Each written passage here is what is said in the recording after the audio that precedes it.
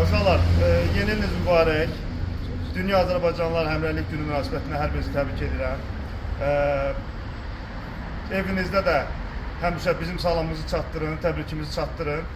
2026-cı ilə keçiddə, yəni bu 2025-də indi siyahıya baxanda statistika üzərindən 60-dan çox, tam dəqiq 62-dir, 63-dür, televiziyalar, seminarlar, fəxri qonaq olmalar, layihələr olubdur. Yəni çox məhsullar ilə olub. Yəni həmişə onsuz da olurdu. Çox şükür ki, heç bir ilimiz boş keçməyib.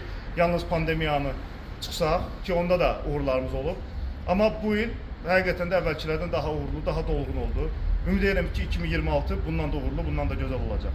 Hər biriniz uğurlar arzu edirəm və nuş eləyə bilərsiniz. Buyurun. Muzuku. DJ DJ Muzuku.